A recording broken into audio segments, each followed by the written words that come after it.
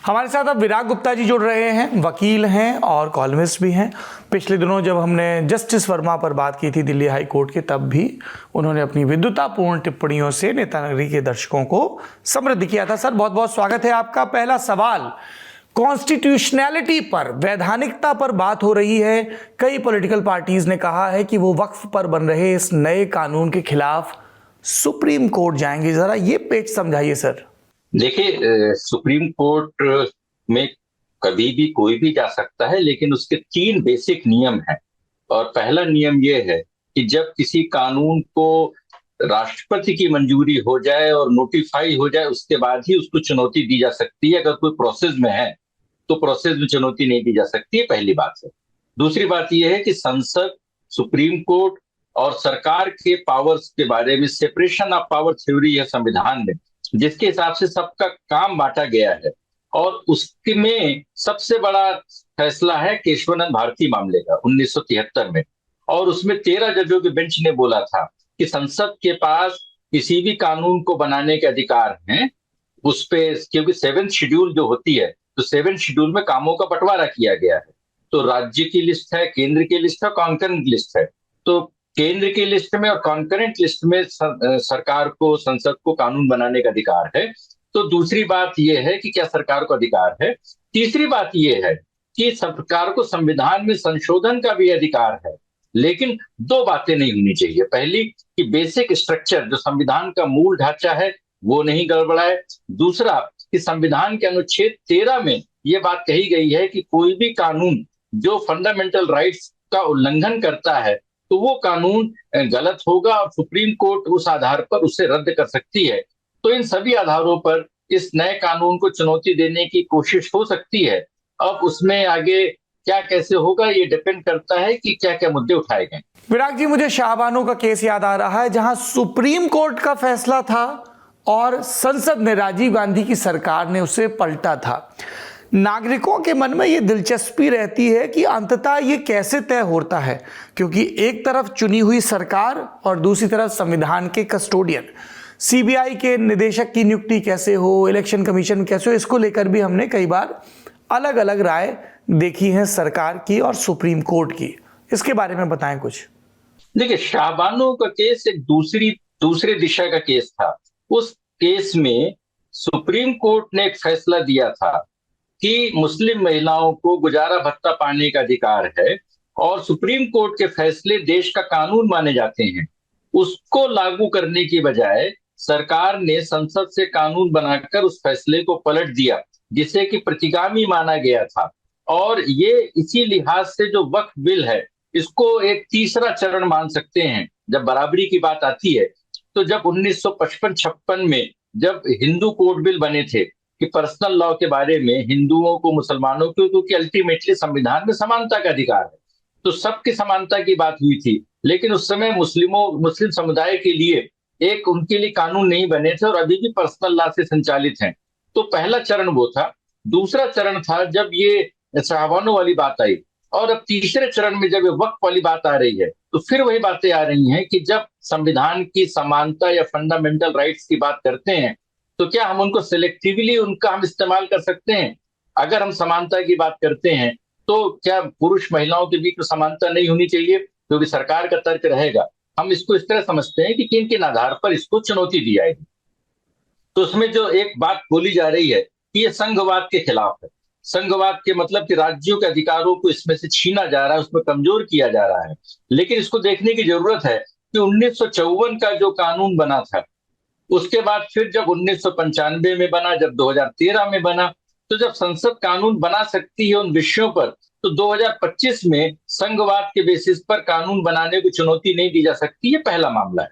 दूसरी बात, धर्मनिरपेक्षता के आधार पर बोला जा रहा है या धार्मिक अल्पसंख्यकों के आधार पर बोला जा रहा है। तो धर्मनिरपेक्षता को ये समझने की जरूरत है कि धर्मनिरपेक्षता की बात संविधान में, प्रस्तावना में संविधान संशोधन से जोड़ी गई थी, वो शुरुआत से नहीं थी। और धर्मनिरपेक्षता की बात बड़े पैमाने पर इस तरह से कही गई है, जो संविधान में कही गई है कि जाति, धर्म, वर्ण, लिंग, किसी के आधार पर कोई भेदभाव नहीं किया जाएगा। और तीसरी जो बात है कि इसमें धर्मनिरपेक्षता के लिए जो संसद में बहस हुई है, जो कानून में प्रावधान है, तो दो बातें बोली गई। गृह मंत्री ने एक बात बोली कि इसमें जो सारे पक्षकार रहेंगे कानून के अनुसार वो मुस्लिम समुदाय के लोग ही रहेंगे, कर्ता भी होंगे या जो लोग उसके लाभार्थी होंगे। और जो कानून जो अल्पसंख्यक मामलों के मंत्री रिजिजू साहब ने बोला, उन्होंने बोला कि जो वक्फ की प्रॉपर्टी का जो लाभ है वो मुसलमानों को ही मिलेगा। अब उसमें स्ट्रक्चर कमेटी की बात की जा रही है कि उन्होंने कहा कि मिसमैनेजमेंट, करप्शन और इंक्रोचमेंट की वजह से जो सिर्फ 200 करोड़ रुपए सालाना की आमदनी हो रही है, बेटर एडमिनिस्ट्रेशन से 12,000 करोड़ रुपए की आमदनी हो सकती है।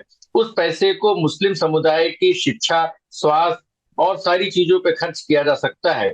अभी 2 दिन पहले सुप्रीम कोर्ट में जस्टिस सूर्यकांत के बेंच ने बोला कि देश में शिक्षा और स्वास्थ्य पर 25% खर्च करने की जरूरत है।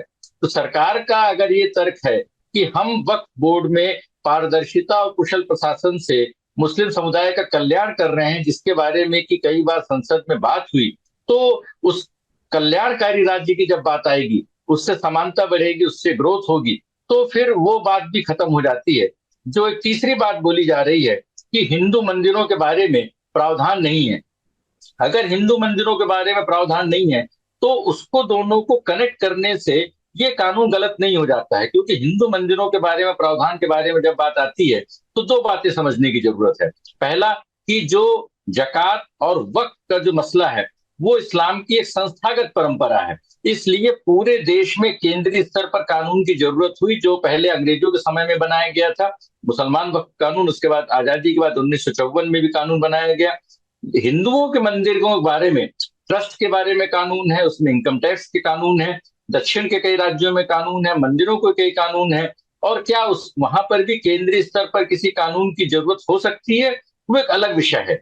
लेकिन संविधान में या सुप्रीम कोर्ट के सामने एक समानता इस आधार पर नहीं की जा सकती है, क्योंकि वहां पर ऐसा नहीं हो रहा है, इसलिए ये गलत है। तो इसलिए ये बताना पड़ेगा इसको चुनौती देने के लिए कि इससे फंडामेंटल राइट्स के वायलेशन कैसे हुए, इससे बेसिक स्ट्रक्चर का कैसे वायलेशन हुआ और नेचुरल जस्टिस का वायलेशन कैसे हुआ, क्योंकि सरकार ने इस कानून को बनाने से पहले बड़े पैमाने पर परामर्श किया था और उसमें जेपीसी में भी इसमें बहुत सारा लंबा डिस्कशन हुआ। लेकिन सुप्रीम कोर्ट में जाकर एक पेच आ सकता है, वो बड़ा बड़ा इंटरेस्टिंग पेच है, और वो पेच ये है कि इसमें करोड़ों लोगों ने इस बारे में ईमेल और अपने सुझाव भेजे थे, जिनको कि सार्वजनिक करने की मांग हो रही है। तो उसके बेसिस पर उसमें यह भी बोला गया था कि बड़े पैमाने पर फर्जी तरीके से विदेश से भी ईमेल भेजी जा रही हैं, तो क्या उसको प्रभावित करने की कोशिश की जा रही है। भारत में रेफरेंडम की कोई कानूनी संवैधानिक मान्यता नहीं है, तो संसद में अगर बहुमत से किसी कानून को पारित किया गया और उसमें एक बड़े पैमाने पर जन समुदाय ने मेजॉरिटी में विरोध किया, तो क्या उस आधार पर उस कानून को मान्यता रद्द की जा सकती है? यह प्रश्न मुझे नहीं लगता है, क्योंकि भारत में रेफरेंडम को संवैधानिक मान्यता नहीं है। तो इन सारे बिंदुओं पर सुप्रीम कोर्ट में बहस होगी। लेकिन जब बहुत बड़े बड़े वकील किसी विषय पर जाते हैं, जब राज्य सरकारें किसी विषय को चुनौती देती हैं, क्योंकि डीएमके ने भी बोला है वहां पर तमिलनाडु में कि उसको चुनौती देने की उनकी मंशा है, और कांग्रेस पार्टी, अगर भारत की विपक्षी पार्टी अगर उसको चुनौती दे रही है, तो उस मामले में नोटिस जारी हो जाती है और दो बातें होती हैं। पहला कि क्या कानून को स्टे किया जाएगा या कानून की किसी धारा को स्टे किया जाएगा, या सरकार बोलेगी, सुप्रीम कोर्ट बोलेगी कि इस कानून को आगे इसकी देखते हैं कि इसकी किस तरीके से एग्जीक्यूशन होता है और आगे चल करके प्रभावित लोग आ सकते हैं। तो अगर कानून में स्टे नहीं हुआ तो प्रक्रिया पूरी चल सकती है और उस बहस से एक सरगर्मी बनी रहेगी सुप्रीम कोर्ट में मामला लंबित रहने से, क्योंकि बहुत सारे सीए, एनआरसी और दूसरे सारे मामलों में देखा गया कि वहां पर अभी भी बहुत सारी, इसमें रिपोर्ट में लिखा गया है कि सैकड़ों पिटीशंस हाई कोर्ट और सुप्रीम कोर्ट में लंबित हैं इस मामले में, जिसमें उन्होंने बोला है कि ये कानून, वक्त कानून में संशोधन होना चाहिए। तो सबसे पहले जब चुनौती दी जाएगी तो एक ये भी अर्जी आएगी कि देश हाई कोर्टों में, सुप्रीम कोर्ट में संबंधित में जितने मसले हैं उन सारे मामलों को एक साथ उसमें लाया जाए। और जब शुरुआती सुनवाई के बाद फिर ये बात आएगी कि इसके लिए संवैधानिक बेंच की गठन करना चाहिए, तो संविधान बेंच की जब गठन होगा तो संविधान पीठ के कितने सारे सैकड़ों मामले हैं जिन मामलों में अभी तक उसमें इफेक्टिव सुनवाई नहीं हो पा रही है। तो सुप्रीम कोर्ट में जाने के बाद ये लंबी चौड़ा ये मामला चलेगा, लेकिन इस बीच में क्या इस कानून को लागू किया जाएगा, इस कानून में कोई अड़चने संवैधानिक आएंगी, ये बातें देखना महत्वपूर्ण रहेगा। लीगल टर्म्स की बात करें तो इंटेंशन और पर्पस की भी बात होती है। यदि कानून लागू होने के बाद भी इस तरह के केसेस आते हैं तो क्या कुछ बरस या दशक बाद फिर से पुनरावीक्षण के लिए, रिवीजन के लिए मामला कोर्ट में जा सकता है? देखिए, सुप्रीम कोर्ट के बहुत स्टेब्लिश फैसले हैं कि सिर्फ आशंका के आधार पर किसी कानून को रद्द नहीं किया जा सकता है, क्योंकि हर कानून का दुरुपयोग हो सकता है। जब पुलिस को कोई अधिकार देते हैं तो पुलिस उसका अधिकार का दुरुपयोग कर सकती है, ईडी, सीबीआई, इनकम टैक्स, सारे लोग अपने अधिकारों का दुरुपयोग कर सकते हैं। सरकार भी अधिकारों का दुरुपयोग करती है, तो क्या चुनाव कराना सरकार को करना खत्म कर दिया जाएगा? तो आशंकाओं के आधार पर कोई भी बात नहीं होती है, ये पहली बात है। दूसरी बात ये है कि जो आशंकाएं की जा रही हैं, जिस तरीके से बात है, तो इसको हमें थोड़ा बड़े पैमाने पर देखने की जरूरत है कि इस पूरे कानून में गड़बड़ कहाँ हो रही है। गड़बड़ ये हो रही है कि जिस दिन लोकसभा में बहस हुई, रात में 2 बजे मतदान हुआ, उसी समय अमेरिका में ट्रंप भारत पर जवाबी टैरिफ लगा रहे थे, जिसकी वजह से पूरी अर्थव्यवस्था में एक नए किस्म का एक बदलाव, बहुत संकट की स्थिति है। तो जब पूरी दुनिया में एआई पे, टैरिफ पे, डेटा प्रोटेक्शन पर, दुनिया भर की चीजों पे बात हो रही है, तो हम मध्यकालीन मुद्दों पर हम जब ध्रुवीकरण की बात करते हैं तो ये पक्ष और विपक्ष, सरकार और विपक्ष दोनों को सूट करता है, क्योंकि गवर्नेंस में सरकार और विपक्षी सरकारें, सारों का जो खाता है वो जीरो है। तो उन्हें ये मध्यकालीन वक्फ जैसे मुद्दे या मंदिर मस्जिद जैसे मुद्दे, ये सारे मुद्दे उनको सूट करते हैं। लेकिन जब हम सिर्फ अगर उसको जब देखें कि सुप्रीम कोर्ट में जाने में क्या होगा, तो यूनिफॉर्म सिविल कोड को देखिए। यूनिफॉर्म सिविल कोड इतना बताया जा रहा है कि उत्तराखंड में इतना ऐतिहासिक कानून बन गया, लेकिन उसके नियम कितने साल बाद बने, और अब हाईकोर्ट में मामला चला गया। हाईकोर्ट में जाने के बाद फिर बोला जा रहा है कि उसको अमेंडमेंट करेंगे, मतलब कानून लागू भी नहीं हुआ और अमेंडमेंट की बात आ गई।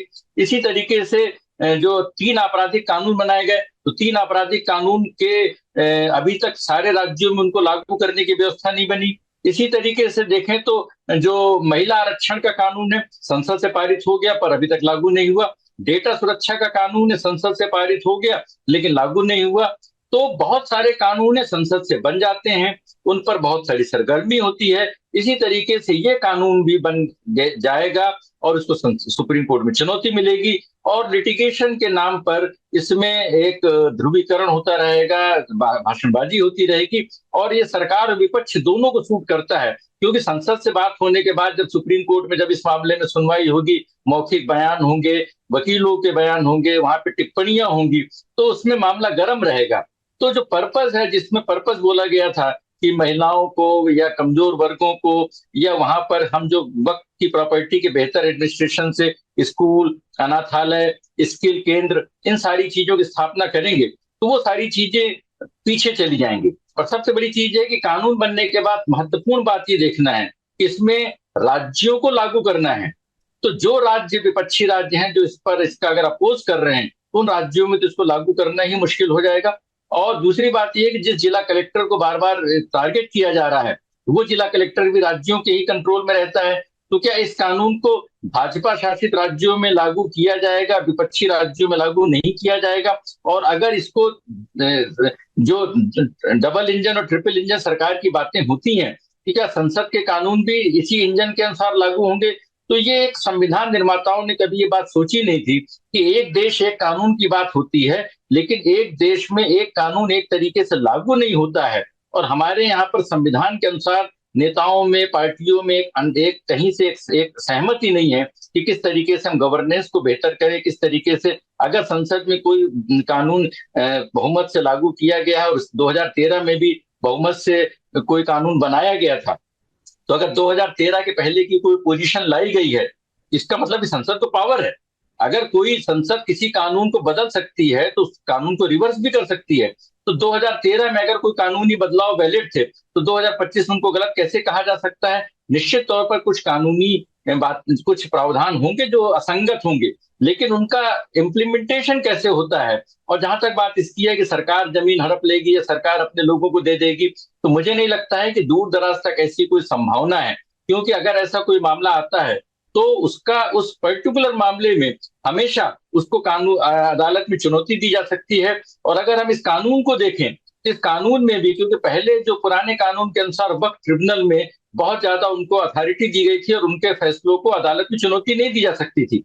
अब इस नए कानूनी प्रावधान के अनुसार अदालतों की ताकत को मजबूत किया गया है।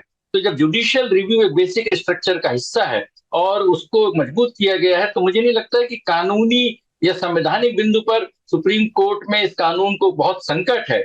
लेकिन इस तरह के मामले लंबे खिंचते हैं, कई साल तक खिंचते हैं, और उसकी वजह से कानून बनने के बावजूद भी लागू नहीं होते हैं और सियासी सरगर्मी चलती रहती है। बहुत शुक्रिया विराग गुप्ता जी आपका। आपने हमेशा की तरह दर्शकों को आसान भाषा में और उदाहरणों के जरिए पूरी स्थिति के बारे में बताया।